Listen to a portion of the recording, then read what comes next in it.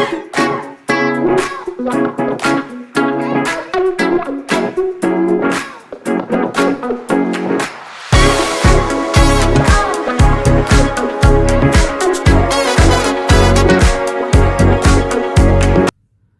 you've been looking at the Financial Times MBA rankings for 2026, you would surely feel that something's off. MIT Sloan suddenly at number one, Stanford just disappeared, and Wharton is doing a victory lap on a completely different list. Here's the thing. The 2026 rankings of Financial Times look like a mess on the surface, but once you dig in, they're actually telling us something huge about where the MBA world is heading. Today, I'm breaking down the big three, FT, QS, and US News. Which one actually matters for your career? And why should you stop panicking about the weird jumps? So let's dive in. First up, the Financial Times. And this is the one that broke the internet this week. MIT Sloan just hit number one for the first time ever. It's definitely a big moment. But before you update your target list basis this particular ranking, you need to understand how FT actually ranks schools, because once you see the methodology, everything makes sense. The FT is essentially a salary ranking. Two metrics alone account for 32% of your school's total score. First is the weighted salary, what your alumni are earning 3 years after graduation. But here's the part most people miss. That number is adjusted for purchasing power and normalized across industries. So a graduate earning 1,20,000 in consulting gets weighted differently than someone earning 1,20,000 in a non-profit. Now this is a big deal because it stops finance-heavy schools from gaming the list purely by funneling graduates into Wall Street. The second metric is salary increase. How much your pay grew from before the MBA to after. And this is where it gets really interesting. The FT splits this equally between absolute dollar growth and percentage growth.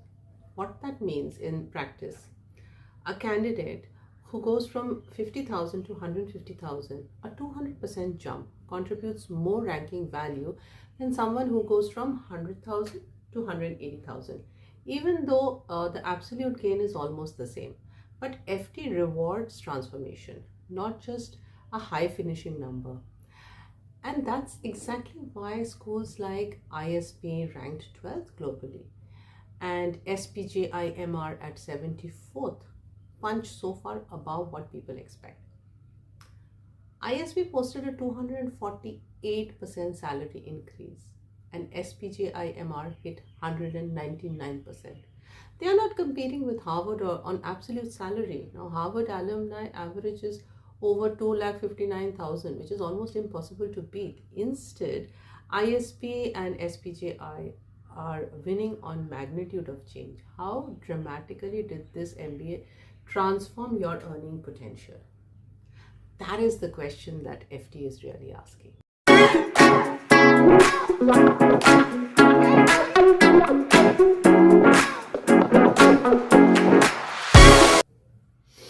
Now let's talk about the QS ranking.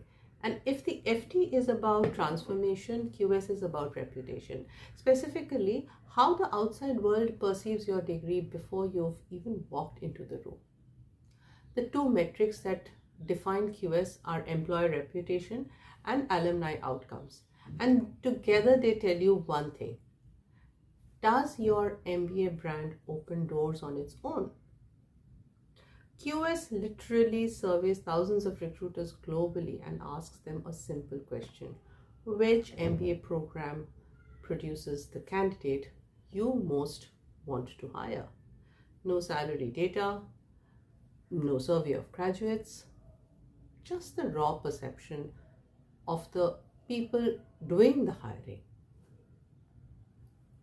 That is why Wharton sits at the top of this list, despite sliding on FT. Wharton's alumni network is one of the most influential in the world. It's connected. It's deeply embedded in consulting, banking, private equity.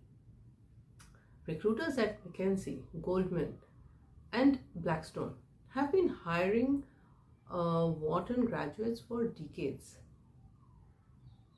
That institutional memory doesn't reset every year, it compounds. So, who is the QS list actually for? If you're going into consulting, investment banking, or any field where your school's brand name gets you the first interview, this is the ranking you need to pay attention to. It's measuring something very real.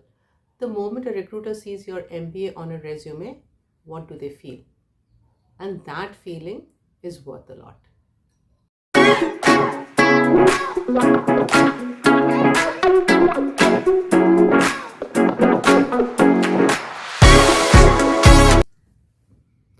And finally, we have the US news. And this one works very differently. It's completely different from the other two. The FT looks at where you end up. QS looks at how the world perceives you. US news looks at who you were before you even stepped on campus. Now, this is fundamentally an inputs ranking. US news weighs heavily on GMAT and GRE scores, undergraduate GPA, acceptance rate, and employment rates at graduation. It's essentially asking how selective is this school and how strong is the raw academic profile of the people it admits. The logic behind is simple. Elite inputs produce elite outputs, which explains exactly why 2026 has a tie at the top between Wharton and MIT Sloan.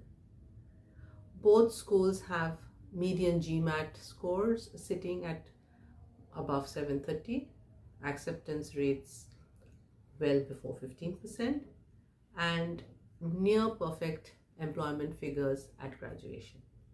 They are not just producing great outcomes, they are admitting the most credentialed candidates to begin with. So, on US news, that matters enormously. Now, here's an important nuance. US news is most domestically focused of the three rankings. It is built entirely around the American job market, employment at graduation, salary at graduation, and peer assessment scores from US-based deans and program directors. So let's assume you're an Indian applicant and you're planning to return home or work in Europe after your MBA. US news tells you very little about how your degree will land in those markets. So that is an important consideration to keep in mind.